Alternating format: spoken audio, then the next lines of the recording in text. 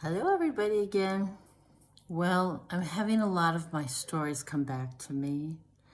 So what that means is I must be needing to share them with you. Because even though I've had amazing experiences, I don't always remember them until there's a stirring in my heart and that piece of gold pops up. So this is one of those stories. And probably you can tell that I don't lie. It's just not, I'm more like a kid and I just don't know how to do it very well. I just can't do it really. So it's not my nature, and everybody that knows me knows that. So these are all real, and I guess you couldn't make them up because they're really beautiful. So, it was a couple years ago. I would, on my way to work, I would often hit the light before I had to turn, and there was a homeless man there often, and that was his station. They trade out. They have little rules in their community, I learned, and his name was Bernard. And because I've been a psych nurse, I'm hesitant to pass out money for sure because I don't want to fund drugs, and I don't know.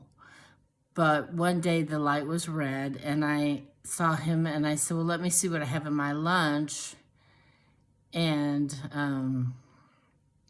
I had a pear and I was starting to apologize that it was starting to go soft. And I looked up and he had devoured it. He was so hungry. And so that was the beginning of having a real relationship with him and really connecting. So sometimes we would bring him Thanksgiving dinner, from Whole Foods or something, and things like that. And it was very nice, very connected. And I went through some of my winter clothes at some point and had a lot of gloves and things like that. And I passed them on to him, and he passed them on to the female community that he knew that were homeless, and they have their own little system. So it's a good relationship. And so backstory is I was at a thrift store one day, and I found this blanket that was real wool. And I don't know if they make real wool now, because it was kind of an off yellow, and it, yellowish white, and it was real wool, like it would really keep you warm. And I got it for $10, and I said, I'm going to have this in the car in case there's an emergency. This was in a snowy state. And I head back there. And then one day we stopped and we were visiting with Bernard, and something came over me, and I guess it was the Holy Spirit. I went into my back of my car and I pulled out that amazingly wool blanket, and like the olden days kind of wool blanket, and I gave it to him. And then after that, I thought I'll just find another one. I never could find one. I could never replace it. What they make now is nothing like the old school stuff. So this was the real thing. It was really nice.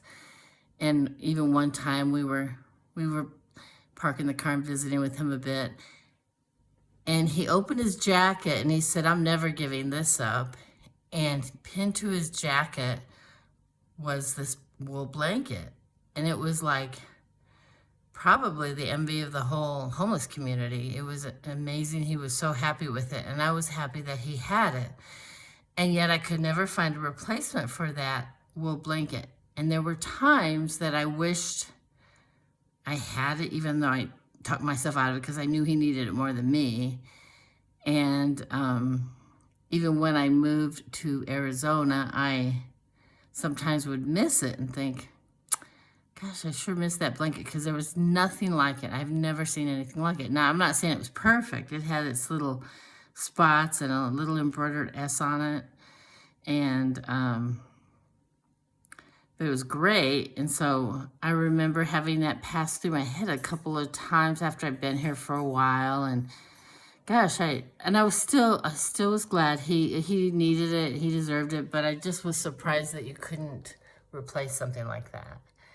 And so I had that thought one day, and then I shook it off again, and the next day I walked into the laundry room and I saw a blanket that was stunning to me. It rolled up perfectly in my laundry room.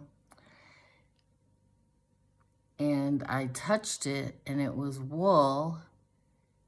And I pulled it out, and it was the wool blanket. Same little spot, same little embroidered S on it. And it was brought back to me by a miracle. I'm guessing he may have passed, and he may have come through and dropped off the miracle blanket.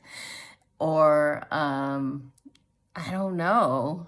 I mean, I'm sure it means he passed and didn't need it. And either the angels or him brought it to me. So here's the miracle blanket. And I tend to sleep with this at night because I need miracles. And probably we all do, right? And one of the things that Papa, we know that's God for Deborah language, Papa said to me after that, he said, remember that miracles supersede everything. And I share that with you, a little piece of that miracle blanket, because I was directly told by God that miracles supersede everything. And this was my sign, this miracle blanket. So we need things to hold on a lot of times in this earth journey, even without, living in the twilight zone like we are. So feel free to use that. Remember, miracles supersede everything. Miracles supersede everything. I have it on my window to remember and know that that will happen. So whatever it is that I need a miracle for. And I pass it on to you so that you can start to hold that miracle in your heart too and have the same experiences of being taken care of like you need. I love you. Bye. See you next time.